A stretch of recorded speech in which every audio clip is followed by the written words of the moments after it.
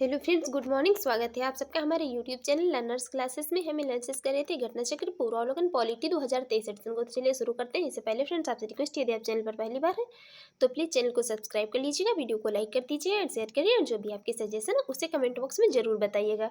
आज का हमारा टॉपिक जो है वो रहेगा संसदीय अधिनियम। जो भी संसदीय अधिनियम है उन सबको हम यहाँ पर देखेंगे। चलिए देखते हैं।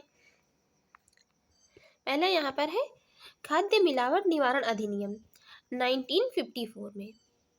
प्रिवेंशन जो है ऑफ फूड अडल्ट्रेशन एक्ट 1954 में अधिनियमित तथा सर्वप्रथम जो है कब 1 जून 1955 को ये प्रभावी हुआ था। खाद्य मिलावट निवारण अधिनियम। सिविल संरक्षण अधिकार अधिनियम जो था ये सिविल अधिकार संरक्षण अधिनियम था। ये 1955 के अधीन सभी दंडनीय अपराध संज्ञेय एवं संक्षिप्ततः जो कि विचारणीय होते थे। और सिविल अधिकार संरक्षण अधिनियम 1955 के अंतर्गत अपराध का विचारण कौन करता था? तो ये प्रथम श्रेणी जो न्यायिक मजिस्ट्रेट तथा महानगरों के मामलों में जो महानगरों के मामले होते थे इनमें ये मेट्रोपॉलिटन मजिस्ट्रेट द्वारा किया जाता था।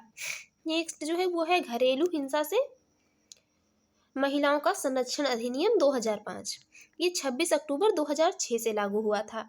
ये कई बार जो है कुछ इस तरह भी पूछ लिया जाता है कि मतलब ये आया कब था और लागू कब हुआ था या प्रभावी कब से हुआ था। तो ये घरेलू हिंसा से महिलाओं का संरक्षण अधिनियम 2005, लेकिन ये लागू हुआ था 26 अक्टूबर 2006 से।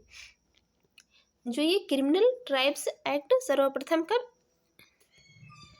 ये क्रिमिनल ट्राइब्स एक्ट सर्वप्रथम 1871 में अधिनियमित हुआ था। जो ये अनुसूचित जाति और अनुसूचित जनजाति अत्याचार निवारण अधिनियम ये कब 1989 में। भारत में ये 30 जनवरी 1990 से लागू हुआ था। वर्ष 2016 के संशोधन अधिनियम से इसमें किए गए संशोधन 26 जनवरी 2016 से प्रभावी हुए थे।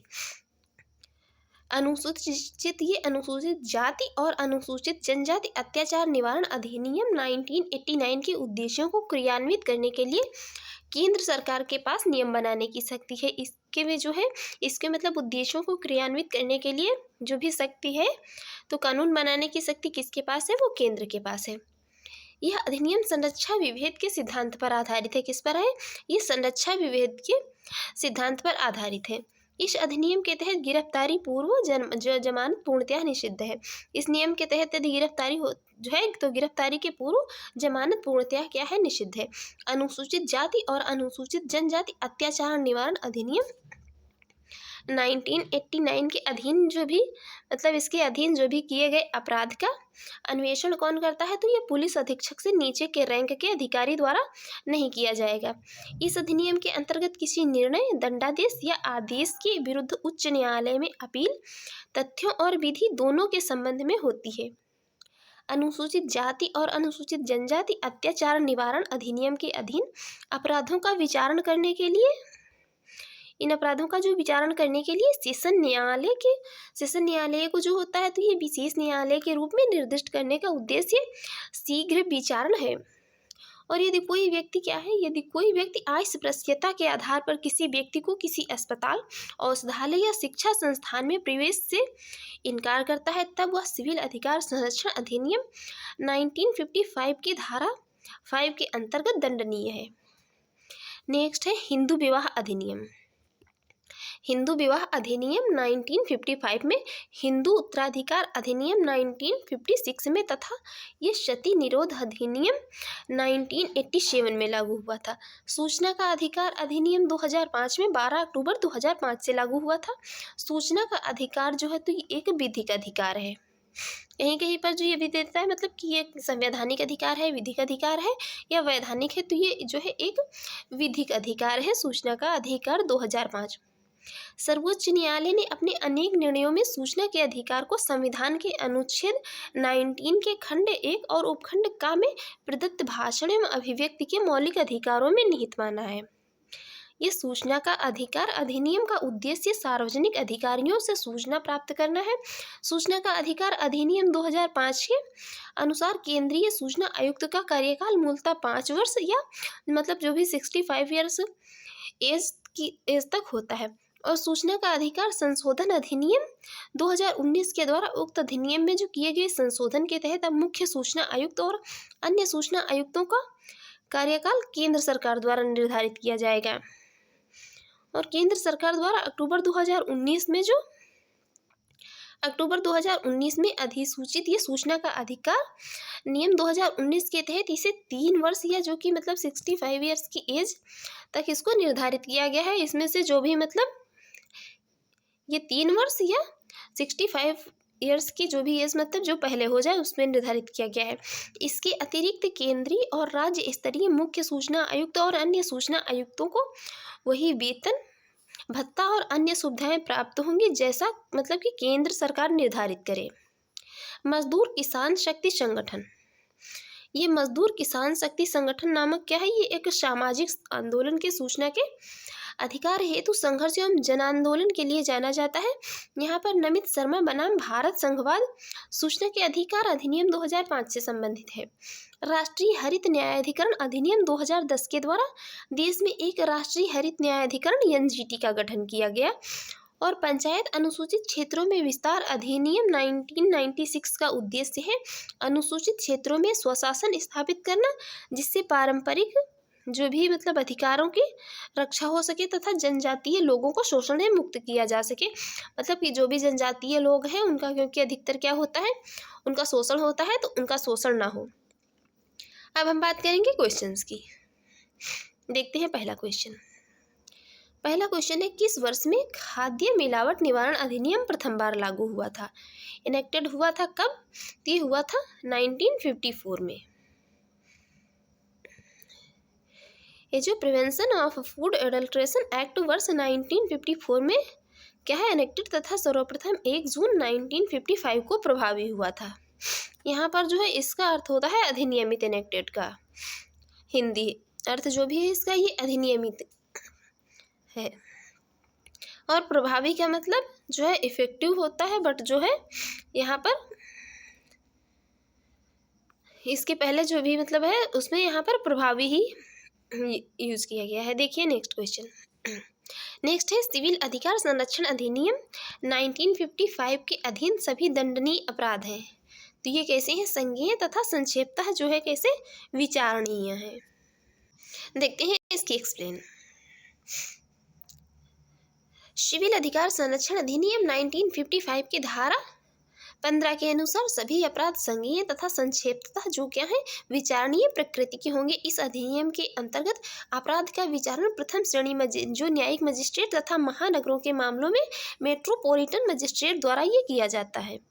देखते हैं नेक्स्ट क्वेश्चन। नेक्स्ट है सिविल अधिकार संरक्षण अधिनियम 1955 के अंतर्गत अपराध का विचारण किस न्यायालय द्वारा किया जाएगा? तो ये प्रथम श्रेणी न्यायिक मजिस्ट्रेट के द्वारा किया जाता है। नेक्स्ट क्वेश्चन है सिविल अधिकार संरक्षण अधिनियम 1955 के अंतर्गत सभी दंडनीय अपराध हैं। तो ये संज्ञेय तथा संक्षेप तथा जो क्या विचारणीय है और संज्ञेय तथा अशमनीय भी हैं ये। देखते हैं नेक्स्ट क्वेश्चन है सिविल अधिकार संरक्षण अधिनियम 1955 के अधीन सभी अपराध क्या हैं? तो ये अपराध जो है संज्ञेय, कारावास तथा जुर्माना जो दोनों से दंडनीय है। देख लेते हैं इसकी एक्सप्लेन। सिविल अधिकार संरक्षण अधिनियम 1955 की धारा 15 के खंड 1 के तहत क्या है दंड प्रक्रिया संहिता 1973 में किसी बात के होते हुए भी इस अधिनियम के अधीन दंडनीय जो है भी हर अपराध क्या संज्ञेय होगा। इस अधिनियम में दोषी व्यक्तियों के लिए कारावास और जुर्माने दोनों का प्रावधान किया गया। देखते हैं नेक्स्ट है यदि कोई व्यक्ति अस्पृश्यता के आधार पर किसी व्यक्ति को किसी अस्पताल, औषधालय या शिक्षा संस्थान में प्रवेश से इनकार करता है तब वह सिविल अधिकार संरक्षण अधिनियम 1955 की किस धारा के अंतर्गत दंडनीय है? तो ये धारा 5 के अंतर्गत दंडनीय है। देखते हैं नेक्स्ट है सिविल अधिकार संरक्षण अधिनियम 1955 की जो निम्नलिखित में से किस धारा के अंतर्गत सामूहिक जुर्माना अधिरोपित करने की राज्य सरकार की शक्ति का उपबंध किया गया है? तो ये किया गया है धारा 10 का के अंतर्गत। देख लेते हैं इसकी एक्सप्लेन। सिविल अधिकार संरक्षण अधिनियम 1955 की धारा है कौन 10A के अंतर्गत सामूहिक जुर्माना अधिरोपित करने की राज्य सरकार की जो शक्ति का उपबंध किया गया है। देखते हैं नेक्स्ट क्वेश्चन। नेक्स्ट है सिविल अधिकार संरक्षण अधिनियम का विस्तार। तो ये कहाँ पर है? ये संपूर्ण भारत में है, सबके लिए। नेक्स्ट है सिविल अधिकार संरक्षण अधिनियम 1955 का विस्तार है, तो ये संपूर्ण भारत में इसका विस्तार है। नेक्स्ट है सिविल अधिकार संरक्षण अधिनियम 1955 की निम्नलिखित में से किस धारा के अंतर्गत कंपनियों द्वारा अपराध का उपबंध किया गया है? तो ये किया गया है किसमें? धारा 14 में। नेक्स्ट सिविल अधिकार संरक्षण अधिनियम 1955 के अंतर्गत कंपनियों द्वारा अपराध किए जाने की दशा में कौन उत्तरदायी होता है? तो ये उत्तरदायी कंपनियां मतलब जो कोई अपराध करती हैं तो उत्तरदायी कौन होंगे? सभी वहाँ के निदेशक, प्रबंधक, सचिव सभी वहाँ पर जो है उत्तरदायी होंगे उसके। देखते हैं नेक्स्ट।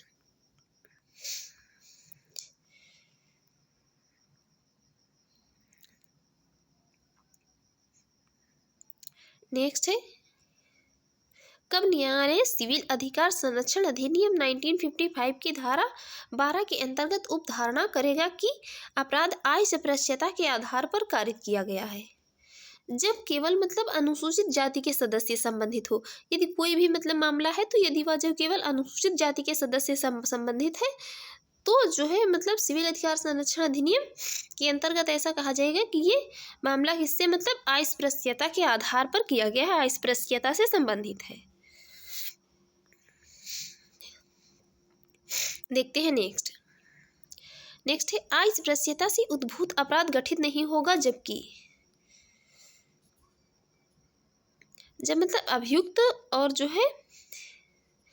अभियुक्त और परिवादी पीड़ित समान सामाजिक समूहों से हों। मतलब समान सामाजिक समूहों से है जब भी मतलब अभियुक्त और परिवादी जो भी दोनों क्या हो, दोनों पीड़ित जो हों वो समान मतलब सामाजिक समूहों से हों, अलग अलग सामाजिक समूहों से ना हो। नेक्स्ट न्यायालय उपधारित कर सकता है कि अपराध गठित करने वाला कोई कृत्य अस्पृश्यता के आधार पर किया गया है यदि ऐसा अपराध जो है किससे संबंधित हो? मतलब किसी भी जो है किससे हो? अनुसूचित जाति के सदस्य से संबंधित हो।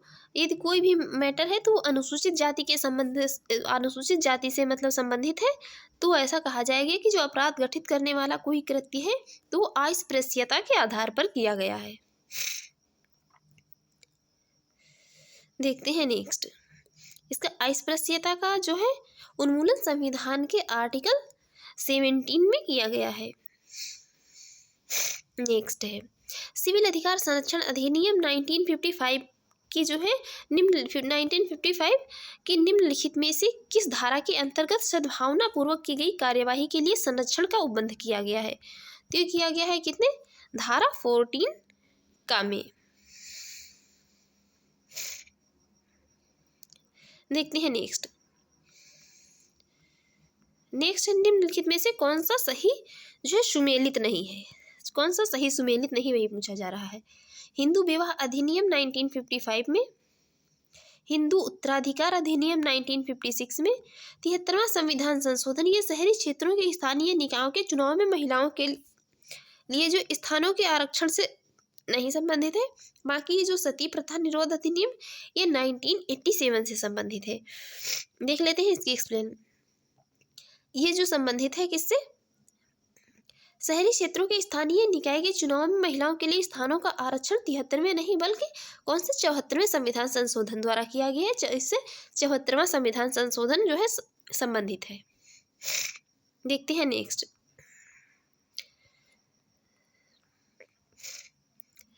यहाँ पर जो है देख लेते हैं ये भारतीय शस्त्र अधिनियम कब आया था? ये आया था 1878 में। शाही पद अधिनियम ये आया था 1876 में। और भारतीय उच्च न्यायालय अधिनियम ये कब आया था? ये आया था 1861 में। और भारतीय विवाह विच्छेद अधिनियम ये आया था कब? 1869 में। देखते हैं नेक्स्ट। नेक्स्ट है घरेलू हिंसा से महिला संरक्षण अधिनियम लागू हुआ है। जो घरेलू हिंसा से महिला संरक्षण अधिनियम कब लागू हुआ, तो ये 26 अक्टूबर 2006 को लागू हुआ। देखते हैं नेक्स्ट। नेक्स्ट है निम्न में से कौन सामाजिक अधिनियम नहीं है। ये मीसा एक्ट जो है यही सामाजिक नहीं है, बाकी anti dowry act, protection of civil rights, prevention of जो है इमोरल ट्रैफिक एक्ट, ये सभी क्या है सामाजिक अधिनियम है। मीसा मेंटेनेंस जो ऑफ इंटरनल सिक्योरिटी एक्ट जो है ये आंतरिक सुरक्षा अधिनियम 1971 में बना तथा 1977 में इसको निरस्त कर दिया गया। आंतरिक सुरक्षा के संबंध में बनाया गया अधिनियम था, यह सामाजिक अधिनियम नहीं है, जबकि सभी और क्या है ऑप्शन जो भी दिए हैं सामाजिक अधिनियम है।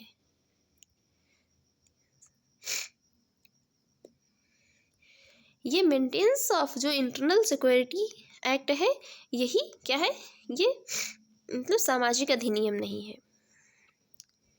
देखते हैं नेक्स्ट।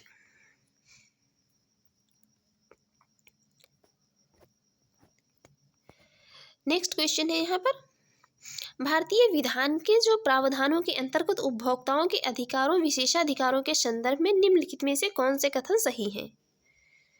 पहला स्टेटमेंट है उपभोक्ताओं को खाद्य की जांच करने के लिए नमूने लेने का अधिकार।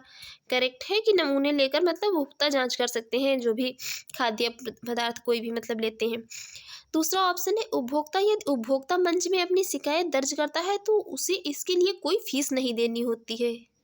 ये स्टेटमेंट जो है यहाँ पर इनकरेक्ट है, देनी होती है। थर्ड स्टेटमेंट है उपभोक्ता की मृत्यु हो जाने पर उसका वैधानिक जो उत्तराधिकारी उसकी ओर से उपभोक्ता मंच में शिकायत दर्ज कर सकता है। ये स्टेटमेंट भी करेक्ट है, तो यहाँ पर पहला और तीसरा स्टेटमेंट करेक्ट हो जाएगा। राइट आंसर होगा ऑप्शन सी। देख लेते हैं इसकी एक्सप्लेन। वर्ष 1986 में संसद द्वारा उपभोक्ताओं के अधिकारों के संरक्षण के लिए उपभोक्ता संरक्षण अधिनियम 1986 पारित किया गया।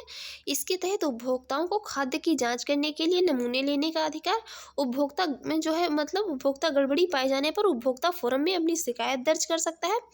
इसके लिए उसे निर्धारित फीस देनी पड़ती है। यदि उपभोक्ता की मृत्यु हो जाती है तो जो भी उसका वैधानिक उत्तराधिकारी होगा उसको यह अधिकार होगा कि वह उपभोक्ता मंच में अपनी शिकायत दर्ज करा सके।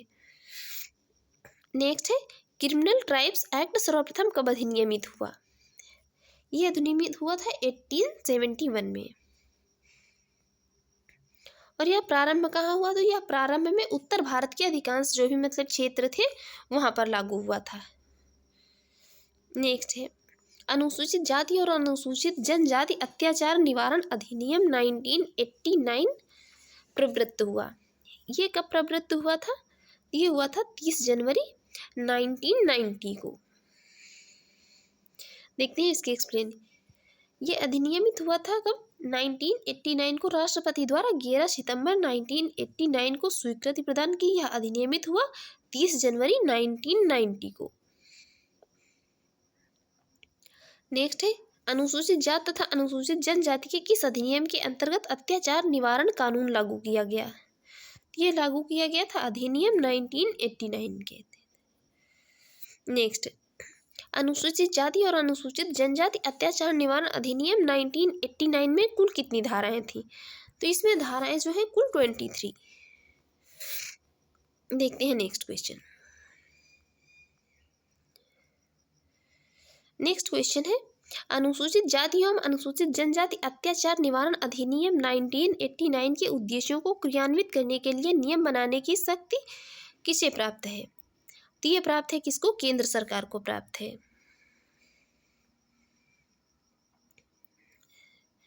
देख लेते हैं इसके एक्सप्लेन। ये अनुसूचित जाति एवं अनुसूचित जनजाति अधिनियम 1989 की धारा 23 इस अधिनियम के उद्देश्यों को क्रियान्वित करने के लिए नियम बनाने की शक्ति से संबंधित है। इस अधिनियम की धारा 23(1) के अनुसार केंद्र सरकार आधिकारिक राजपत्र में अधिसूचना द्वारा इस अधिनियम के प्रयोजनों को क्या कार्यान्वित करने के लिए नियम बना सकेगी। कौन, केंद्र सरकार। नेक्स्ट है अनुसूचित जाति और अनुसूचित जनजाति अत्याचार निवारण अधिनियम 1989 के अंतर्गत किस धारा में आर्थिक बहिष्कार को परिभाषित किया गया है, तो ये धारा 2 ख और ग में परिभाषित किया गया है आर्थिक बहिष्कार को।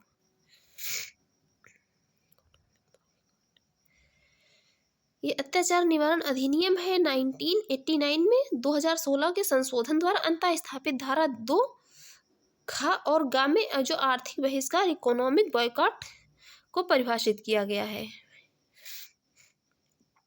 नेक्स्ट, अनुसूचित जाति और अनुसूचित जनजाति अत्याचार निवारण अधिनियम 1989 के अधीन किसी लोक सेवक द्वारा धारा 3 के अधीन अपराध किए जाने पर कम से कम दंड का प्रावधान है।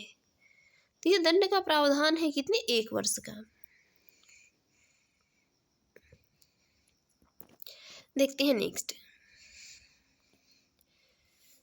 क्वेश्चन है, अनुसूचित जाति एवं अनुसूचित जनजाति जो कि अत्याचार निरोधक अधिनियम 1989 के अंतर्गत किस धारा में विशेष न्यायालय की व्यवस्था का प्रावधान है। तो ये किसमें, 14 में। जबकि धारा 15 में क्या है, ये विशेष लोक अभियोजक की व्यवस्था की गई है। देखते हैं नेक्स्ट है, अनुसूचित जाति और अनुसूचित जनजाति अत्याचार निवारण अधिनियम 1989 के अधीन अपराधों का विचारण करने के लिए राज्य सरकार देश की सहमति से सत्र न्यायालय को जो है विशेष न्यायालय निर्दिष्ट कर सकती है। ये किसको करेगी, तो ये करेगी उच्च न्यायालय के जो भी मतलब मुख्य न्यायाधीश होंगे उनको। देखते हैं नेक्स्ट है, अनुसूचित जाति और अनुसूचित जनजाति अत्याचार निवारण अधिनियम के जो अधीन अपराधों का विचारण करने के लिए सेशन न्यायालय को विशेष न्यायालय के रूप में निर्दिष्ट करने का प्रयोजन है। तो ये शीघ्र विचारण का। देखते हैं नेक्स्ट है, अनुसूचित जाति और अनुसूचित जनजाति अत्याचार निवारण अधिनियम 1989 के अंतर्गत किसी निर्णय, दंडादेश या आदेश के विरुद्ध उच्च न्यायालय में अपील होती है। कहाँ, कैसे होती है, तो अपील जो होती है तो तथ्यों और जो है विधि दोनों के संबंध में होती है। इसमें जो है किसी विशेष न्यायालय या किसी अनन्य विशेष न्यायालय के किसी निर्णय, दंडादेश या आदेश जो कि मतलब अंतःवर्ती आदेश नहीं है के विरुद्ध अपीलें तथ्यों और विधि दोनों के संबंध में उच्च न्यायालय में होंगी। फैक्ट्स जो भी फैक्ट्स हो एंड ऑन लॉ के। देखते हैं नेक्स्ट है, अनुसूचित जाति और अनुसूचित जनजाति अत्याचार निवारण अधिनियम अनुसूचित जाति और अनुसूचित जनजाति की उन्नति के लिए एक प्रावधान है जो निम्न में से किस एक सिद्धांत पर आधारित है। तो ये संरक्षा विभेद के सिद्धांत पर आधारित है। किस पर, संरक्षा विभेद के सिद्धांत पर आधारित है। देखते हैं नेक्स्ट है, अनुसूचित जाति और अनुसूचित जनजाति अत्याचार निवारण जो अधिनियम है 1989 के अंतर्गत सामूहिक जुर्माना अधिरोपित और वसूल करने की शक्ति किसे है। ये राज्य सरकारों को ये शक्ति प्रदान की गई है। इसकी ये धारा 16 के अंतर्गत क्या है, सामूहिक जुर्माना अधिरोपित करने और वसूल करने की शक्ति राज्य सरकार को दी गई है। नेक्स्ट है, अनुसूचित जाति और अनुसूचित जनजाति अत्याचार निवारण अधिनियम 1989 के अधीन अपराध अभियोजन में न्यायालय निम्न में से क्या उपधारित कर सकता है। तो ये सभी को दुष्प्रेरण या सामान्य आशय या सामान्य उद्देश्य मतलब सभी को उपधारित कर सकता है। देखते हैं नेक्स्ट है, अनुसूचित जाति और अनुसूचित जनजाति अधिनियम 1989 के निम्नलिखित में से किस धारा में भारतीय दंड संहिता के कतिपय उपबंधों का लागू होना उपबंधित है। तो ये किसमें, धारा 6 में।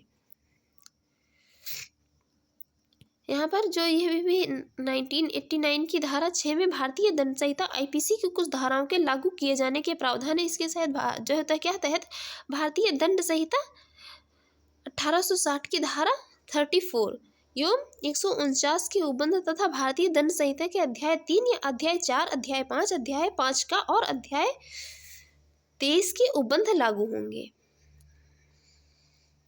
नेक्स्ट है, अनुसूचित जाति एवं अनुसूचित जनजाति अत्याचार निरोधक अधिनियम 1989 के अंतर्गत किए गए अपराधों के लिए जो है जांच के लिए कितने जो ये जांच मतलब अपराधों के लिए जांच जो है ये अधिकारी कितने दिनों में अपनी रिपोर्ट सौंपेंगे। तो यहाँ पर देखते हैं ये कितने दिनों में सौंपेंगे। तो ये जो है कितने 13 डेज के भीतर अपनी जांच पूरी करके और रिपोर्ट किसको पुलिस मतलब अधीक्षक को सौंपने का प्रावधान करेंगे। इसमें प्रावधान है, तो ये सौंपेंगे, 30 दिनों के भीतर जांच पूरी करेंगे और अपनी रिपोर्ट किसको, पुलिस अधीक्षक को सौंपेंगे।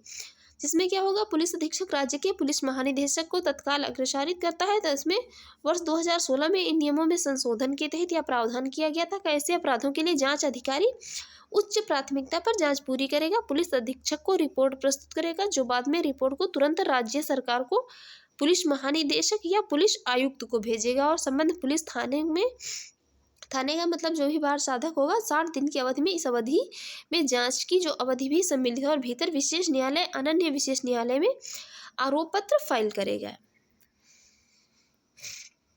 नेक्स्ट क्वेश्चन, नेक्स्ट है अनुसूचित जाति और अनुसूचित जनजाति अत्याचार निवारण अधिनियम 1989 के अधीन निम्न में से क्या पूर्णतया निषिद्ध है।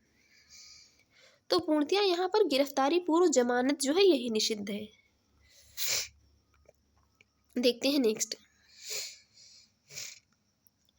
है अनुसूचित जाति एवं अनुसूचित जनजाति अधिनियम 1989 की जो है निम्नलिखित में से किस धारा में अग्रिम जमानत प्रतिबंधित है। ये प्रतिबंधित है धारा 18 में, धारा 18 में। और इसमें ये जो दंड प्रक्रिया संहिता की धारा 438 में क्या है, अग्रिम जमानत दिए जाने का प्रावधान किया गया है।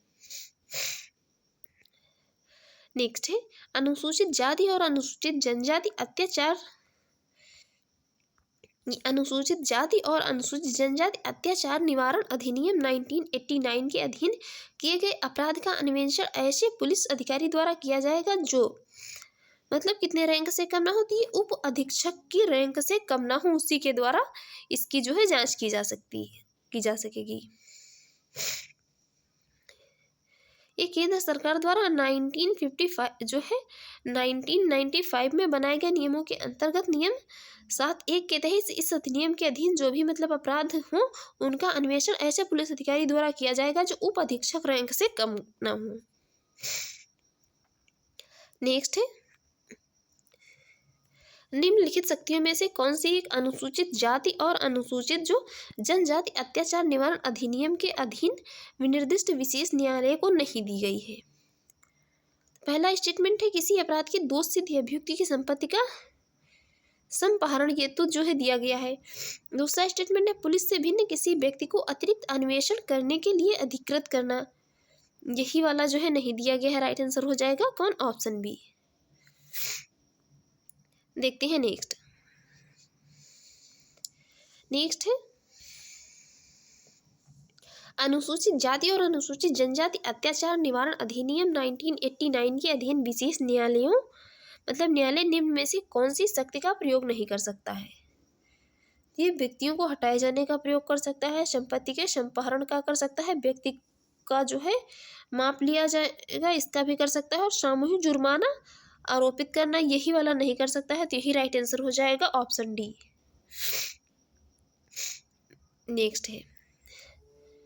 नेक्स्ट क्वेश्चन है अनुसूचित जाति और अनुसूचित जनजाति अत्याचार निवारण अधिनियम 1989 के अधीन अपराध के लिए अभियोजन में अभियुक्त अपने बचाव में अभिभावक नहीं ले सकता है कि। यहाँ पर ऑप्शन जो है मतलब ऐसे दिए गए हैं कि इसमें देखते हैं इसकी एक्सप्लेन। अनुसूचित जाति और अनुसूचित जनजाति अत्याचार निवारण अधिनियम 1989 के अधीन अपराध के लिए अभियोजन में अभियुक्त अपने बचाव में अभिभावक ले सकता है कि वह भी पीड़ित की ही जाति का हो मतलब। और दूसरा जो है इसमें यह भी उल्लेखनीय है कि इस अधिनियम के तहत अभियुक्त पर अभियोग तभी चलाया जा सकता है जब अनुसूचित जाति या अनुसूचित जाति का ना हो। तो यहाँ पर है मतलब दो ऑप्शन सही हो सकते थे। कार्य जो है निजी प्रतिरक्षा के अधिकार में प्रयोग किया गया वह भी पीड़ित की ही जाति का है। देखते हैं नेक्स्ट है अनुसूचित जाति और अनुसूचित जनजाति अत्याचार निवारण अधिनियम 1989 के अंतर्गत कोई भी व्यक्ति जो अनुसूचित जाति या अनुसूचित जनजाति का सदस्य नहीं है, जादू टोना करने का डाइन होने के जो है अभिकथन पर अनुसूचित जाति या अनुसूचित जनजाति के सदस्य को शारीरिक हानि पहुंचाएगा या मानसिक यंत्रणा देगा, यह किस अवधि के कारावास से दंडित होगा। देखते हैं ये जो है कितनी इसको कितना दंड दिया जाएगा? तो इसको दंड दिया जा सकता है, मतलब जिसकी अवधि 6 माह से कम नहीं होगी, किंतु जो 5 वर्ष तक की हो सकेगी, और जुर्माने से।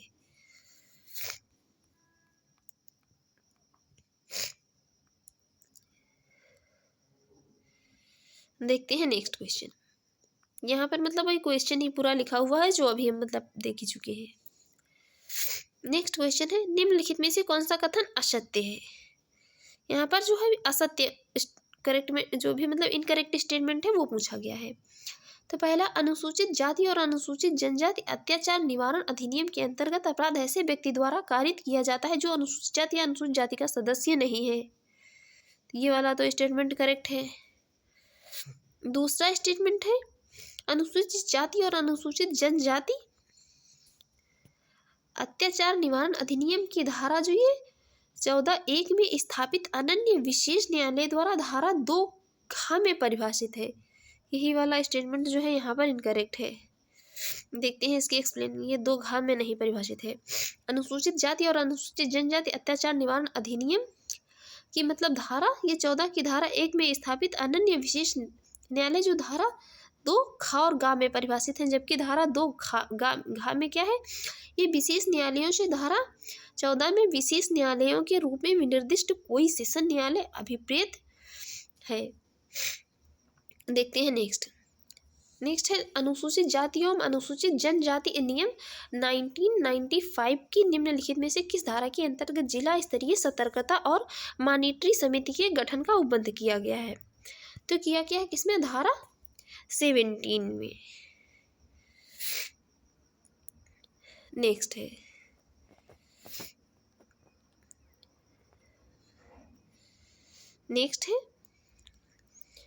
अनुसूचित जाति और अनुसूचित जनजाति नियम 1995 की निम्नलिखित में से किस धारा के अंतर्गत वार्षिक रिपोर्ट की सामग्री का उपबंध किया गया है? ये किया गया है किसमें? तो ये धारा 18 में किया गया है।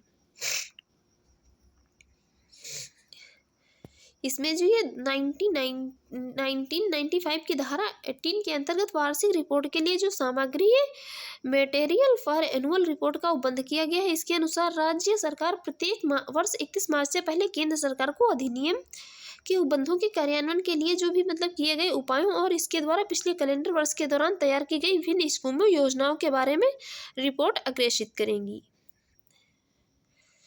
नेक्स्ट क्वेश्चन है, संसद के सूचना अधिकार अधिनियम को भारत के राष्ट्रपति की स्वीकृति प्राप्त हुई थी। ये कब प्राप्त हुई थी? ये 15 जून 2005 को प्राप्त हुई थी। और ये था क्या?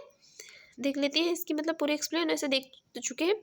सूचना के अधिकार अधिनियम को संसद द्वारा पारित, लोकसभा द्वारा 11 मई 2005 को तथा राज्यसभा द्वारा 12 मई 2005 होने के बाद 15 जून 2005 को तत्कालीन राष्ट्रपति कौन थे? APJ अब्दुल कलाम द्वारा स्वीकृति प्रदान की गई थी तथा इसको जो है अधिनियम की कुछ धाराएं तत्काल प्रभावी हुई, जबकि शेष अधिनियम के अधिनियमित होने के 120 दिन पश्चात कब मतलब 12 से 13 अक्टूबर की मध्यरात्रि 2005 से प्रभावी हुई। यह एक विधिक अधिकार है। देखते हैं नेक्स्ट है, सूचना का अधिकार अधिनियम पारित हुआ था वर्ष 2005 में। नेक्स्ट क्वेश्चन है, सूचना का अधिकार के संबंध में निम्नलिखित तथ्यों में से कौन सा सही है? ये जो है ये एक विधिक अधिकार है, ना राजनीतिक है, ना संवैधानिक है और ना सामाजिक है। नेक्स्ट है, सूचना का अधिकार है तो ये एक मूल अधिकार भी है और एक विधिक अधिकार भी है। इसको मूल अधिकार भी बना दिया गया है। देख लेते हैं इसके एक्सप्लेन।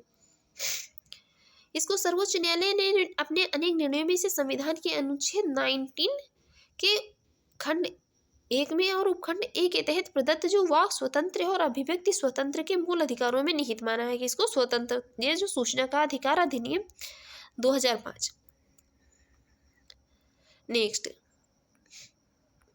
नेक्स्ट निम्नांकित में से कौन सी शब्दावली सूचना का अधिकार अधिनियम 2005 की उद्देशिका में उल्लेखित है?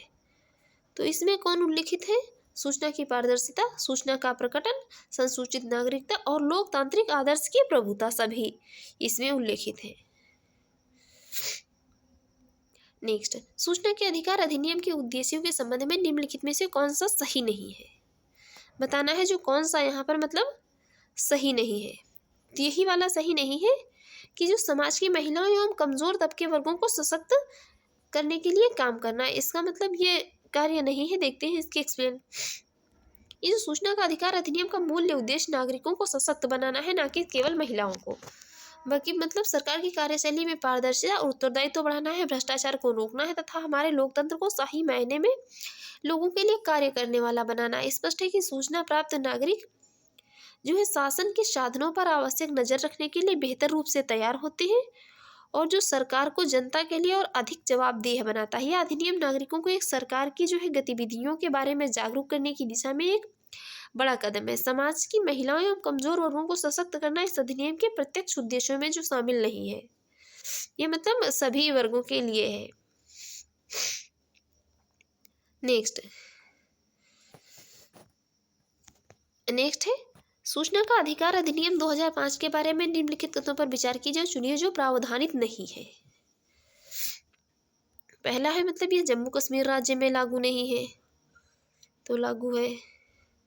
आवेदक जो सूचना है तो अनुरोध करता है, उसे सूचना मांगे जाने के कारणों को देना होगा, मतलब ये भी सही है। मुख्य सूचना आयुक्त का हटाया जाना, और प्रत्येक सूचना आयुक्त अपने पद पर 5 वर्ष की अवधि या जब तक मतलब 65 वर्ष की आयु न हो जाए, दोनों में से पहले तक पद पर बना रहता है।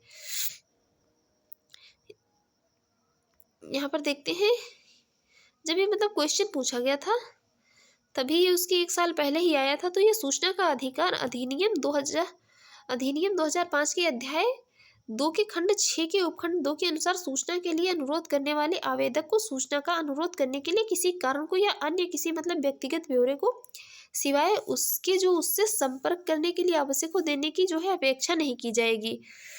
और यहाँ पर उल्लेखनीय है कि सूचना का अधिकार संशोधन अधिनियम 2019 के तहत केंद्रीय मुख्य सूचना आयुक्त एवं प्रत्येक सूचना आयुक्त और राज्य मुख्य सूचना आयुक्त एवं जो है प्रत्येक सूचना आयुक्त का कार्यकाल पद ग्रहण की तारीख से 5 वर्ष के स्थान पर केंद्रीय सरकार द्वारा ये कितने वर्ष का रखा गया, 3 वर्ष, या मतलब 65 ईयर्स की एज तक कर दिया गया है। और इसके अतिरिक्त जो है 2019 में जम्मू और कश्मीर को प्राप्त जो विशेष स्थिति के समापन के बाद इसके पुनर्गठन के प्रभावी होने की डेट जो है वो 31 अक्टूबर 2019 के साथ ही सूचना का अधिकार अधिनियम 2005 जो जम्मू कश्मीर संघ राज्य क्षेत्र और लद्दाख संघ राज्य क्षेत्र में भी ये लागू हो गया है। देखते हैं नेक्स्ट है सूचना का अधिकार अधिनियम की धारा 20 के अंतर्गत निम्नलिखित में से कौन जुर्माना लगा सकता है। तो ये जुर्माना लगा सकता है केंद्रीय सूचना आयोग या राज्य सूचना आयोग। जुर्माना लगा कितना सकता है, ये 250 रुपए की जो मतलब शास्ति अधिरोपित करेगा, किंतु ऐसी शास्ति की कुल रकम कितनी 25,000 रुपए से अधिक नहीं होगी। नेक्स्ट है केंद्रीय सूचना आयोग की स्थापना किस वर्ष हुई थी। ये हुई थी कब, 2005 में। नेक्स्ट केंद्रीय सूचना आयुक्त का कार्यकाल होता है, ये कितना होता है, 3 वर्ष, या मतलब 65 ईयर से जो भी पहले हो जाए। अभी हम देख चुके हैं। देखते हैं नेक्स्ट है मजदूर किसान शक्ति संगठन नामक सामाजिक आंदोलन भारत में निम्न में से जो है किससे संबंधित है। ये संबंधित है किससे, आरटीआई अधिनियम से। इसकी स्थापना हुई थी वर्ष 1980 में। अरुणा राय, निखिल डे, शंकर सिंह आदि सामाजिक कार्यकर्ताओं के सहयोग से की गई थी। इस संगठन को विशेष रूप से सूचना के अधिकार हेतु संघर्ष एवं जन आंदोलन के लिए जाना जाता है। भारत में सूचना के अधिकार हेतु जन आंदोलनों की शुरुआत कब हुई थी, 1990 में हुई थी, जब ये MKSS ने राजस्थान सरकार से अकाल राहत कार्यों और दी जाने वाली मतलब मजदूरी के आंकड़ों को सार्वजनिक करने की मांग को लेकर सफल संघर्ष किया था। सूचना के अधिकार अधिनियम को लाने में इस संगठन की मतलब महत्वपूर्ण भूमिका रही है। नेक्स्ट है निम्नलिखित में से कौन सा सूचना का अधिकार अधिनियम 2005 से संबंधित है। ये संबंधित है कौन, नमित शर्मा बनाम भारत संघ। नेक्स्ट क्वेश्चन है, पहला कथन ए कह रहा है सूचना का अधिकार अधिनियम साधारणतया जो नौकरशाही में उत्तरदायित्व का मनोभाव बढ़ाने के लिए जिम्मेदार रहा है। तो ऐसा कुछ नहीं है। इससे वांछित प्रभाव उत्पन्न करने के लिए अभी मीलों तक यात्रा करनी है। ये स्टेटमेंट जो है इसका कारण सही है। ऐसे मतलब वांछित प्रभाव उत्पन्न करने के लिए अभी भी मतलब इसमें पारदर्शिता लाने के लिए अभी भी जो क्या है, मीलों यात्रा करनी है। तो देखते हैं यहाँ पर आंसर होगा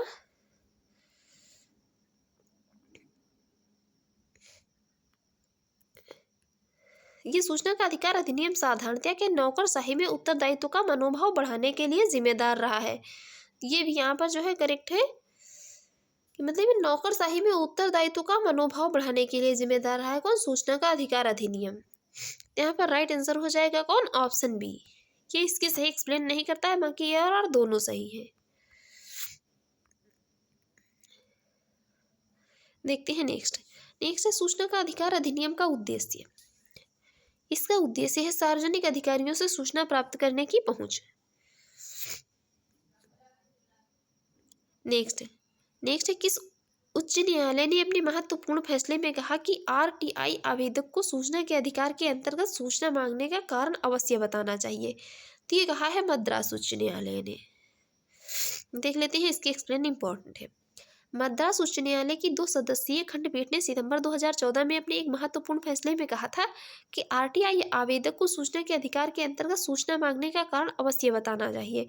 हालांकि इस पीठ ने शीघ्र ही स्वतः संज्ञान लेते हुए अपने निर्णय के इस भाग को हटा दिया था और उक्त खंडपीठ में न्यायमूर्ति थे यनपाल वसंत कुमार और न्यायमूर्ति रविचंद्र बाबू 2 न्यायाधीश मतलब थे। इसमें कहा गया था कि आरटीआई एक्ट 2005 में इस तरह की किसी बाध्यता का उल्लेख नहीं है। इस अधिनियम की धारा 6(2) के अंतर्गत क्या हुआ था? सूचना का अनुरोध करने वाले आवेदक से सूचना का अनुरोध करने के लिए किसी भी कारण को या किसी अन्य व्यक्तिगत ब्यौरे को सिवाय उसके जो उसे संपर्क करने के लिए आवश्यक हो देने की अपेक्षा नहीं की जाएगी। नेक्स्ट, निम्नलिखित में से नागरिक अधिकार पत्र के मूल तत्व में कौन सम्मिलित नहीं है?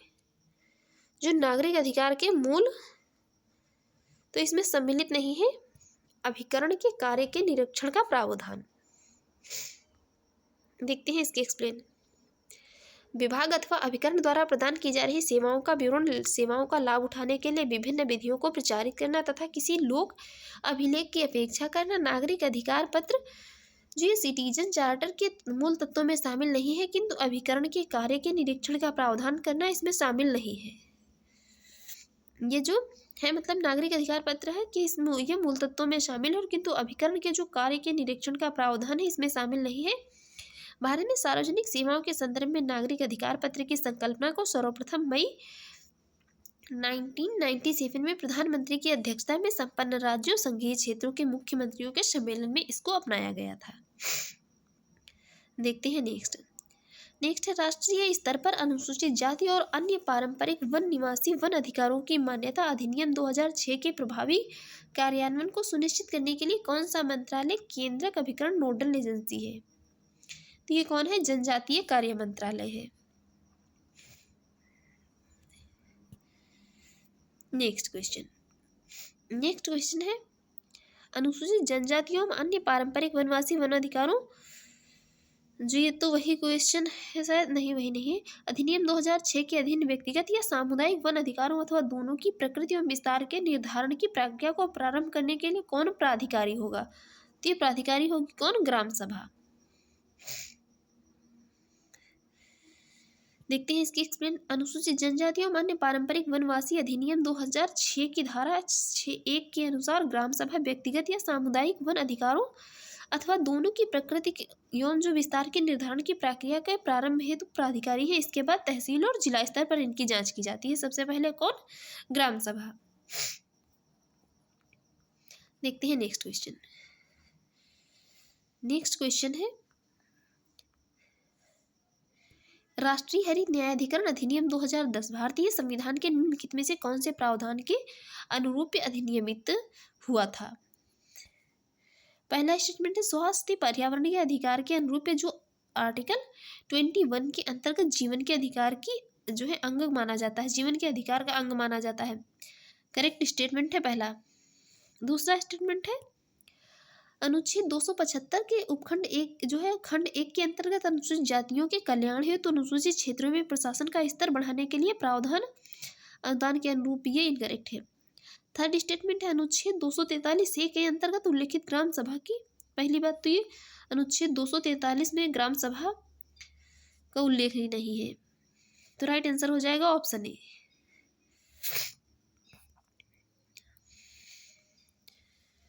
और ये जो नेशनल ग्रीन ट्रिब्यूनल एक्ट आया था कब, तो इसका गठन मतलब इसका गठन कब किया गया था, गठन किया गया था 2010 में, राष्ट्रीय हरित न्यायाधिकरण अधिनियम का। नेक्स्ट है, भारत सरकार द्वारा राष्ट्रीय हरित अधिकरण एनजीटी की स्थापना हुई थी कब, 2010 में हुई थी। नेक्स्ट है, राष्ट्रीय हरित न्यायाधिकरण के किसी भी निर्णय में जो है व्यथित कोई व्यक्ति सर्वोच्च न्यायालय में अपील कितने जो है दिन के भीतर दायर कर सकता है, तो ये कितने 90 डेज, मतलब 90 दिन के भीतर अपील कर सकता है। नेक्स्ट है, भूमि अधिग्रहण अधिनियम 1894 के संदर्भ में निम्नलिखित में से कौन सा कथन सत्य नहीं है। इसको ब्रिटिश शासकों ने बनाया था, बिल्कुल बनाया था। इसका उद्देश्य भारत में भूमि सुधार प्रक्रिया को बढ़ावा देना है। यही स्टेटमेंट यहाँ पर इनकरेक्ट है, सत्य नहीं है, वही पूछा जा रहा, तो राइट आंसर हो जाएगा ऑप्शन बी। देख लेते हैं इसकी एक्सप्लेन। भूमि अधिग्रहण अधिनियम 1894 का उद्देश्य भारत में भूमि सुधार प्रक्रिया को बढ़ावा देना नहीं था, बल्कि इसका उद्देश्य सार्वजनिक संस्थानों, संगठनों और कंपनियों तथा तत्संबंधी उद्देश्यों हेतु भूमि अधिग्रहण के लिए कानून बना था। यह अधिनियम 1 मार्च 1894 को अस्तित्व में आया था। इस अधिनियम को भारत की संसद द्वारा बनाए गए 2013 के जो है अधिनियम था, भूमि अर्जन, पुनर्वासन और पुनर्व्यवस्थापन में उचित प्रतिकर और पारदर्शिता का अधिकार अधिनियम 2013 में से इसे क्या प्रतिस्थापित किया गया था। देखते हैं नेक्स्ट निम्न में से कौन से श्रम संबंधी अधिनियमों को मजदूरी संहिता 2019 में सम्मिलित किया गया है, तो सम्मिलित किया गया न्यूनतम मजदूरी अधिनियम को, बोनस भुगतान अधिनियम को और संविदा श्रम अधिनियम। इसको संविदा श्रम अधिनियम को नहीं सम्मिलित किया गया, समान जो परिश्रमिक अधिनियम है इसको सम्मिलित किया गया है। राइट आंसर हो जाएगा कौन सा, ऑप्शन सी। देखते हैं इसकी एक्सप्लेन।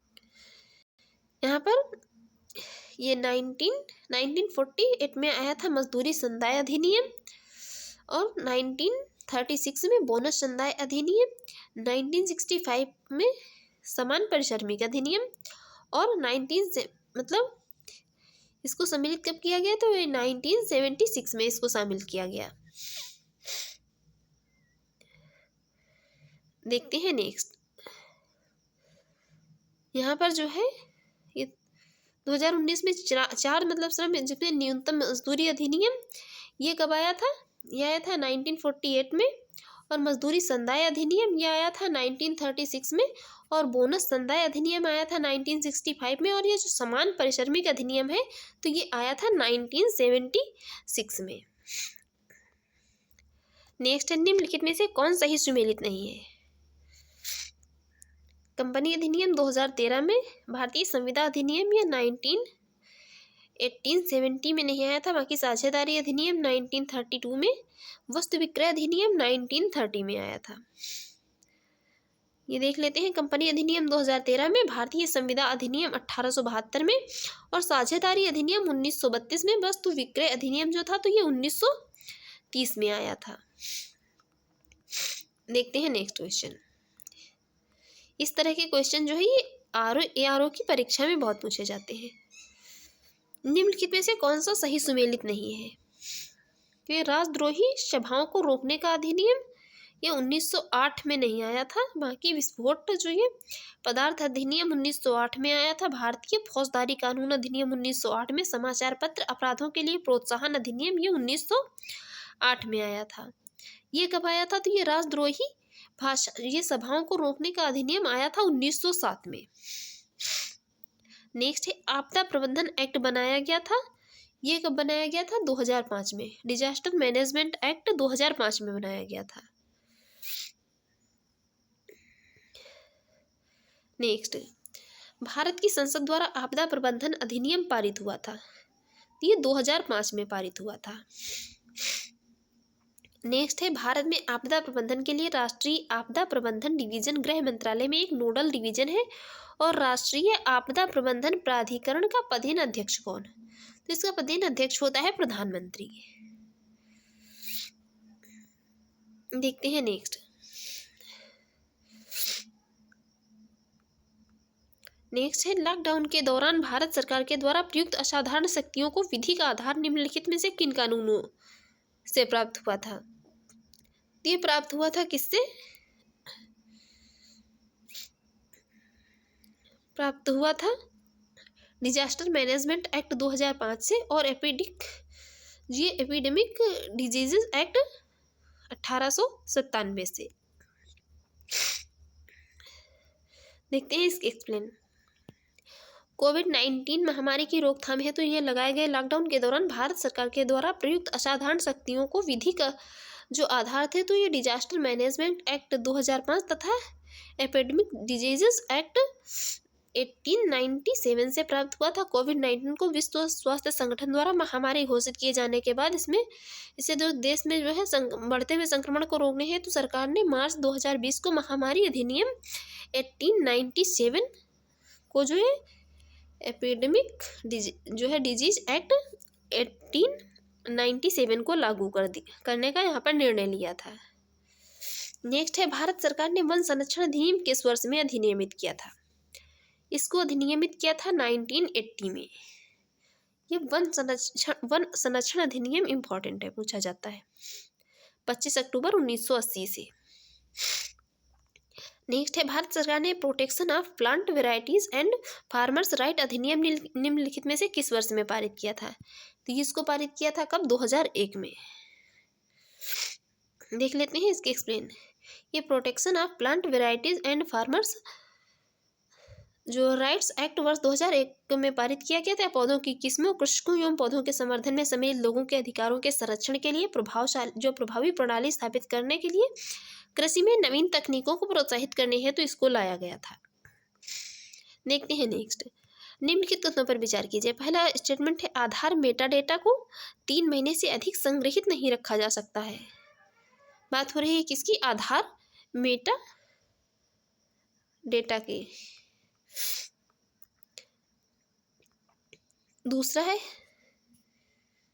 दूसरा स्टेटमेंट है राज्य जो निजी निगमों से आधार डेटा को साझा करने के लिए कोई अनुबंध नहीं कर सकती है। बिल्कुल करेक्ट है।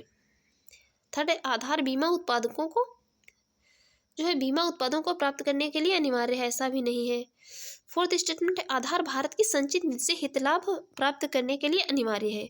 यहाँ पर दूसरा और चौथा स्टेटमेंट करेक्ट हो जाएगा। यहाँ पर क्या है? ये जो इसको आधार मेटा डेटा को 6 महीने से अधिक संग्रहित नहीं रखा जा सकता है। देखते हैं नेक्स्ट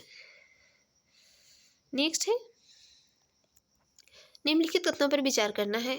पहला स्टेटमेंट है आधार कार्ड का प्रयोग नागरिकता या अधिवास के प्रमाण के रूप में किया जा सकता है। तो ये नागरिकता के रूप में मतलब इसका थोड़ी प्रयोग किया जा सकता है। दूसरा स्टेटमेंट एक बार जारी करने के पश्चात इसे निर्गत करने वाला प्राधिकरण आधार संख्या को निष्क्रिय या लुप्त नहीं कर सकता है। ये कर सकता है। यहाँ पर दोनों स्टेटमेंट जो है इनकरेक्ट हो जाएंगे। देखते हैं इसकी एक्सप्लेन।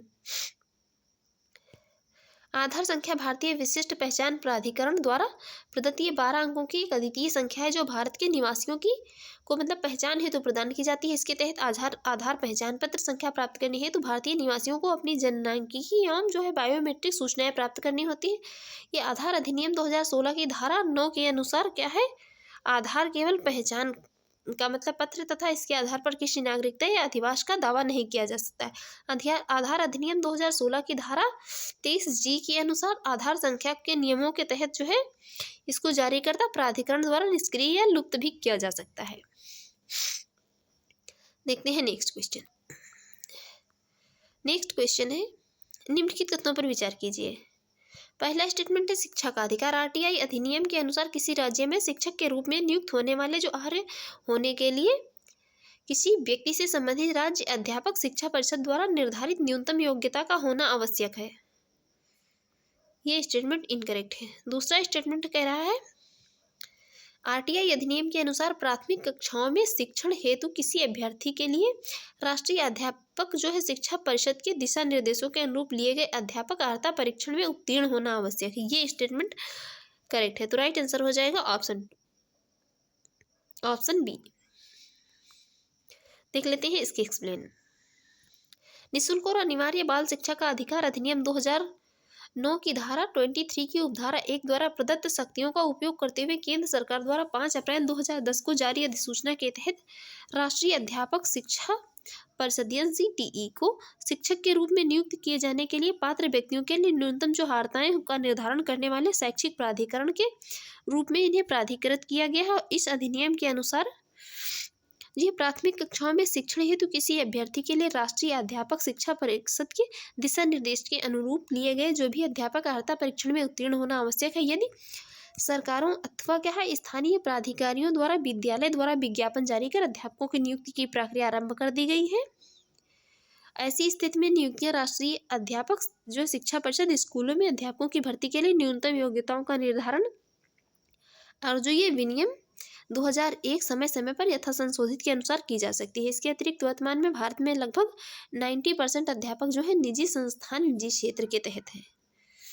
नेक्स्ट क्वेश्चन है राज्य खाद्य आयोग की स्थापना किस अधिनियम के अंतर्गत होती है? तो ये होती है राष्ट्रीय खाद्य सुरक्षा अधिनियम 2013 के अंतर्गत। देखते हैं नेक्स्ट क्वेश्चन है भारत में जिला स्तर पर उपभोक्ता विवाद निवारण के संदर्भ में निम्नलिखित में से कौन सा कथन सही नहीं है?